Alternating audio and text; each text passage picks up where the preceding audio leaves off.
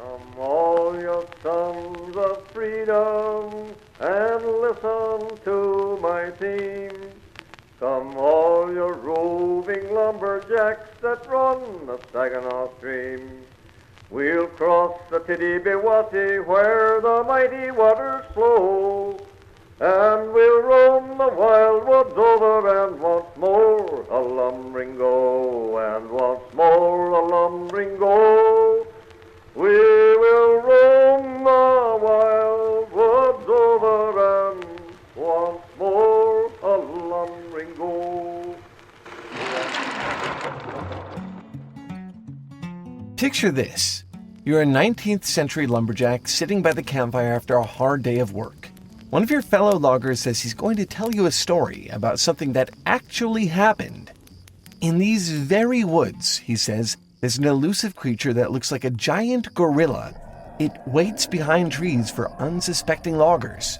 One day, someone makes the mistake of getting too close. The creature starts spinning at an impossible speed.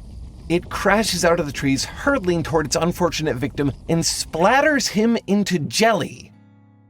This legendary beast, the storyteller says, is called the Whirling Wumpus. What, you've never heard of the Whirling Wumpus?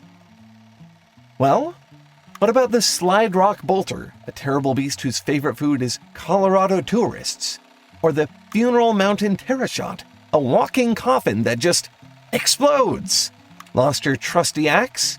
Maybe that's the work of the Axe Handle Hound, a dog that eats axe handles. Weird dreams last night?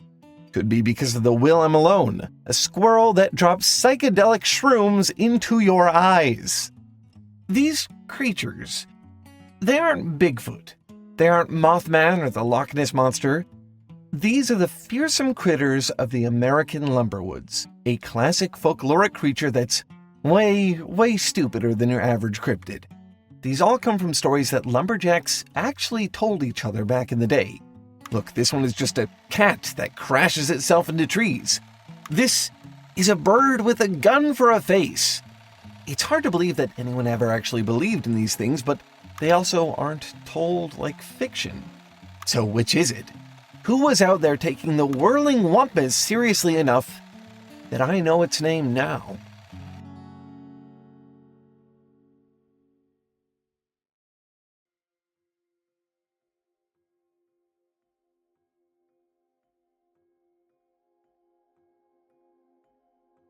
Okay, really quick, I need to tell you about something absolutely absurd that's happening right now. Like, right now, while you're watching this video.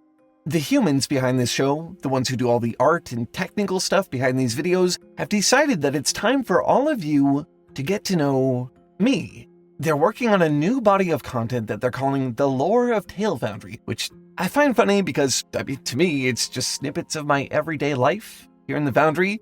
Look, over on our socials, I'm actually going to be explaining how my legs work. They also have some fun plans for cinematography. I guess they want to give me more screen time. They're even planning a tour of the Foundry itself.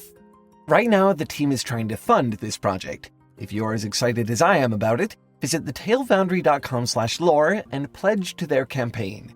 If you do, I, Tailbot, will send you a thank you card signed by me and the Tailoids. And if you pledge for a year or more, I'll send you an actual piece of the Foundry. Just a little trinket for fun, something I pick out of the machinery. Again, visit thetailfoundry.com/lore to pledge. I won't lie, it's been a little strange just standing in as host for all these years. The Foundry is an interesting place, and I'm excited to finally start sharing it with you.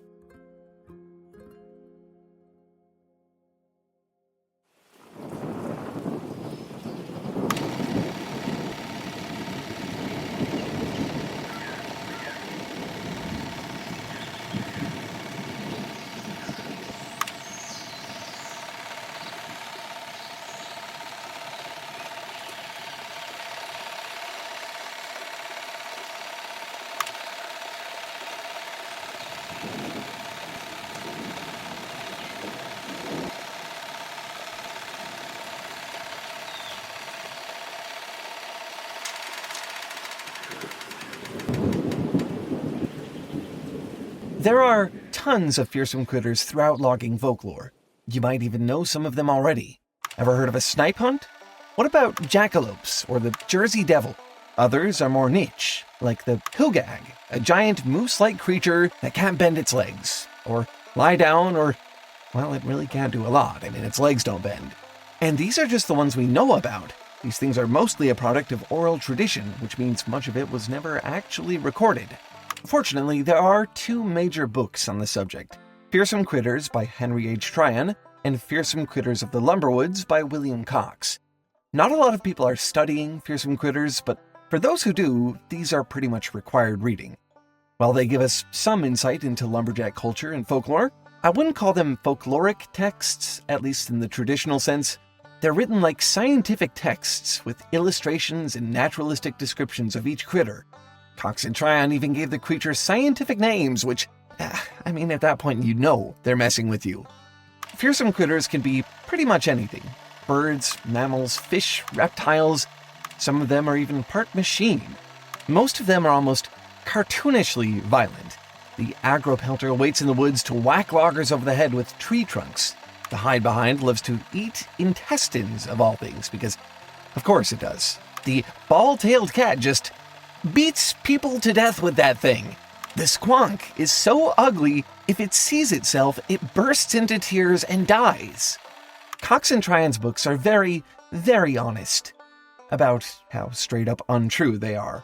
Cox dedicated his book to the Concatenated Order of Hoo-Hoo and all who know the Fellowship of the Woods.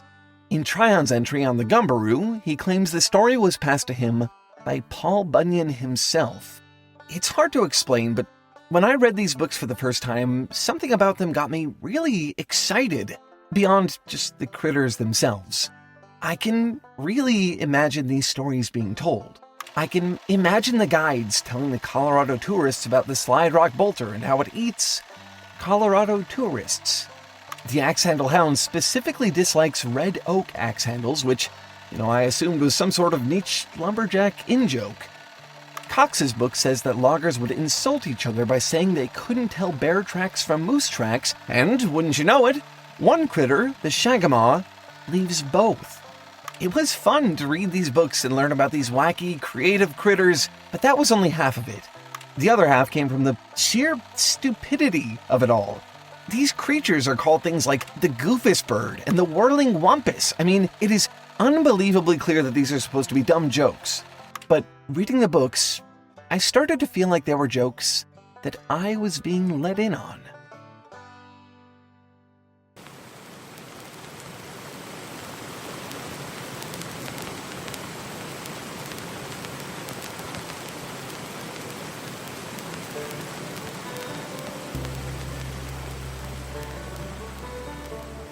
Fearsome critters are about as unpretentious as it gets.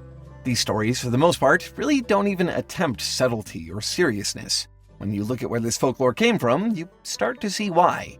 There is no one origin point for fearsome critters. While the stories were largely popular around the late 19th century, Henry Tryon, author of the book Fearsome Critters, suspected several of them were at least a century older. Folklore sprung up independently in various logging camps around the US, even as far north as Canada, rooted in several different cultural backgrounds. Immigrant loggers, particularly from Ireland and Scandinavia, came into contact with each other's folkloric traditions as well as those of the indigenous Americans. A melting pot responsible for the birth of creatures like the Canadian leprechaun, a more aggressive variant of its Irish counterpart, adapted to harsh climates and cold weather. What do you do when you're isolated in the wilderness, doing dangerous work with a bunch of other men for months at a time? You tell stories. You start making stuff up. If they heard a strange sound in the woods or a piece of equipment went missing, well, that's a new tale just begging to be told. And who better to try these tales on than the unsuspecting greenhorns, those least initiated of all. The cultural heart of logging camps was often a spot called the Deacon Seat, ostentatious name for what was usually just a log bench, but when it was time to tell stories, it became a coveted throne. Sometimes the loggers would swear an oath of truth on a stack of magazines, pretending it was a Bible. In the preface to his book, Tryon gives an anecdote on what one of these storytelling sessions would have looked like. He remembers how he watched two loggers tell a newcomer about a critter called a tree squeak. "I don't think I could imitate it," one of the loggers would begin. "Reckon it was one of them tree squeaks. They're common hereabouts in July." When the victim asked, "What's a tree squeak?" the game was on. The storytellers would keep the ball in the air, going back and forth with questions and answers. At the end, Tryon said, so deftly had the cards been played that the listener was completely convinced of the animal's existence. No matter how tall the tale, how ridiculous the critter, a storyteller worthy of the deacon seat could make them believable. This is the big-eyed jumping mouse, otherwise known as Gerbillus megalops. It's a species native to Kentucky, first recorded in a field notebook by naturalist Constantine Rafinesque in 1818. It doesn't exist. The whole culture of making stuff up about nature was, of course, not just something for logging camps. The jumping mouse was one of many species that another naturalist pranked Rafinesque into documenting. Others include the three-striped mole rat and the brindled stameter. The prankster behind these fake animals was the ornithologist John James Audubon. Eventually, one of Audubon's friends got him back by showing him a taxidermy snipe. Nearly a century later, as loggers were making up fearsome critters, naturalists were embroiled in what became known as the nature faker debate. While some wrote books romanticizing animals, giving them human qualities and emphasizing their intelligence, others argued that nature writing should be dry and scientific.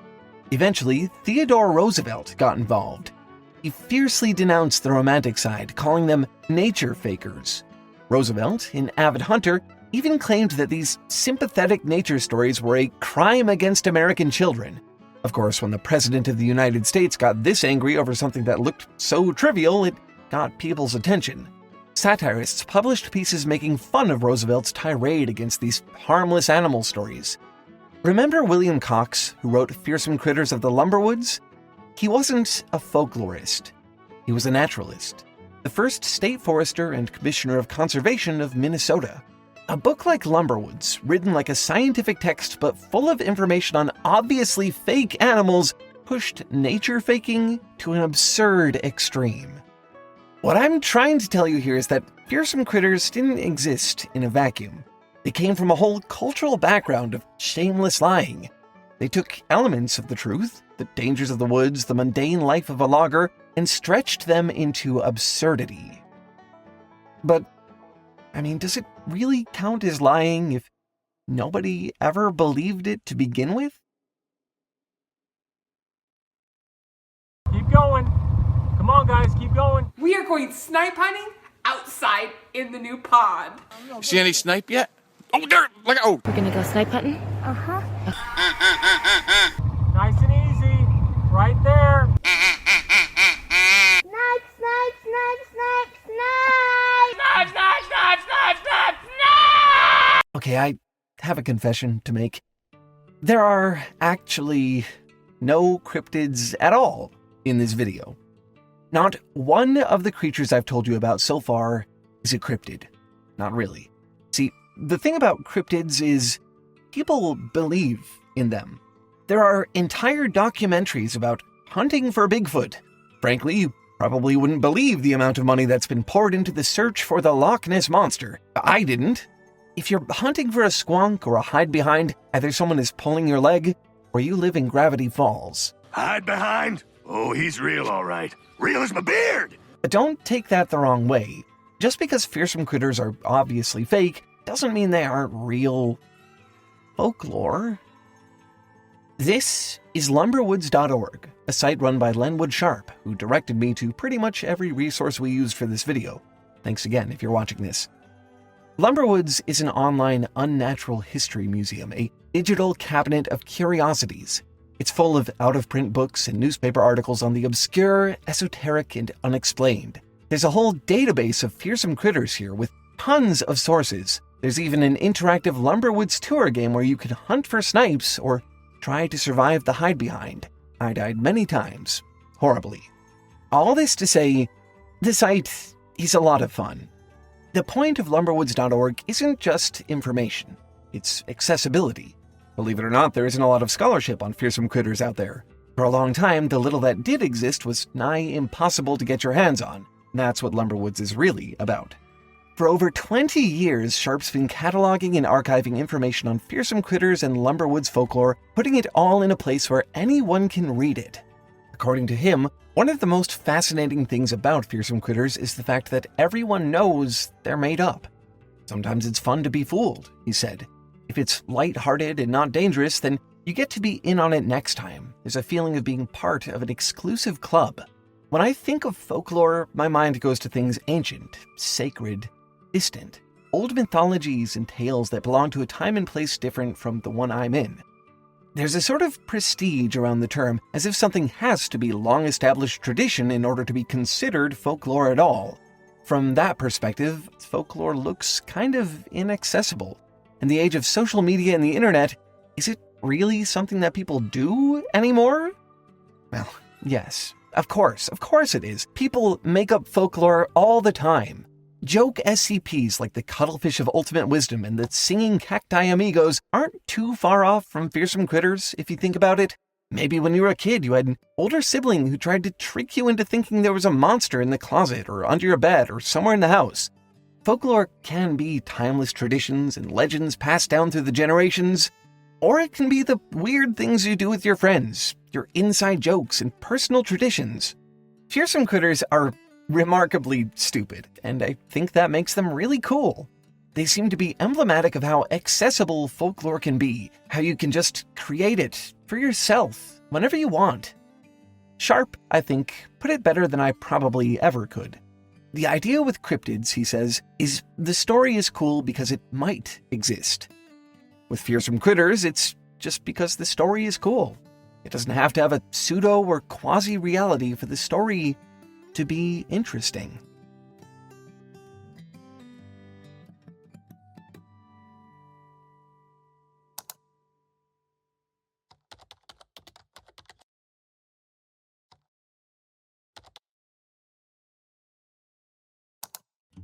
In 1998, a humor writer who goes by the pseudonym Lyle Zapato created an infamous website called Save the Pacific Northwest Tree Octopus.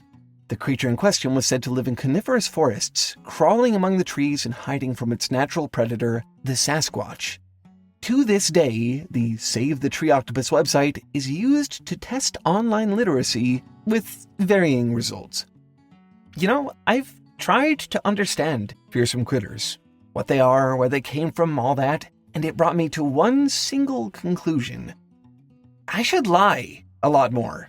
You should lie more. We should all lie more. When you think about fearsome critters, one thing that becomes obvious very fast is how mundane they also are. They were based on things that loggers saw every day. The tripodero is just a bird and a rifle. The fur-bearing trout is just a trout with fur. The axe-handle hound is just a... well, you get the idea.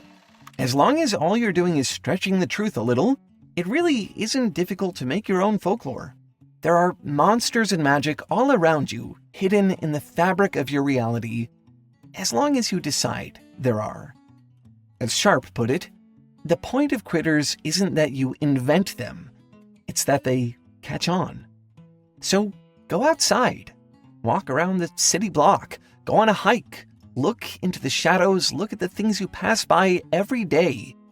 Imagine how strange and ridiculous they could possibly be if you are willing to stretch the truth just a little. And, as always, keep making stuff up.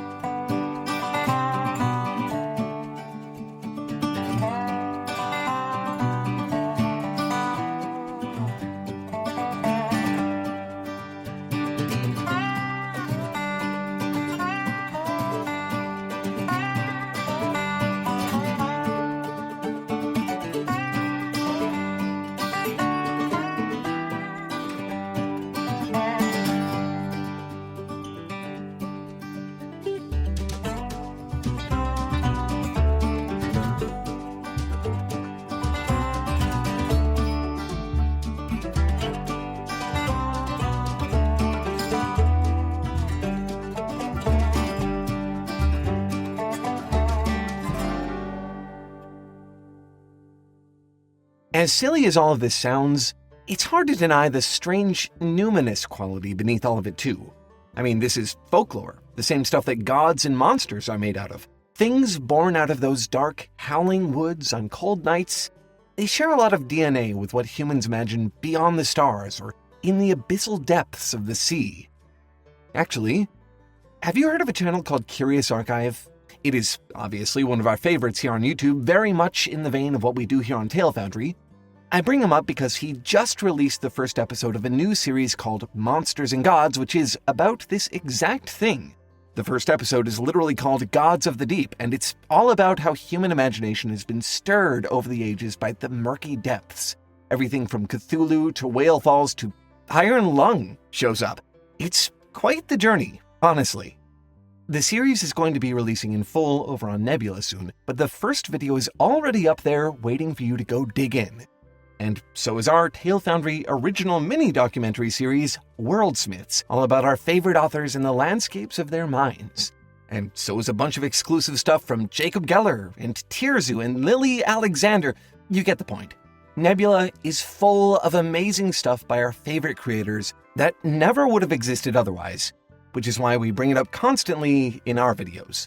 In case you somehow don't know, Nebula is an online streaming service made by and for creators. You can find pretty much everything there. Documentaries, podcasts, game shows, original series, and you can find all of our videos there ad-free a week before they release here on YouTube. If all of that sounds exciting to you, you're gonna love this next part. Nebula is dirt cheap. If you use our link, go.nebula.tv/TaleFoundry, you get 50% off a year subscription, which comes out to just $2.50 a month. Far less than a cup of coffee. Or, if you want, you could just pay one time and then never again. $300 will get you a lifetime membership. No matter how big Nebula gets, how ambitious its projects, you will always have access. Again, visit go.nebula.tv/TaleFoundry to get Nebula for just $2.50 a month or $300 for your entire life. I hope we'll see you there. I have to say, I think this is one of my favorite research projects in a long time. So much of what I study is existential and serious. It's nice to spend some time thinking about creatures like the squonk and the whirling wumpus. And, it's nice to see you humans cutting loose like this too. So much of folklore feels so loaded and historical and meaningful. It's good just to have fun with it, honestly. I hope I can find more like it in the future. If you have any ideas where I should look next, feel free to say something in the comments. For now, thanks for watching, and as always, keep making stuff up. Bye.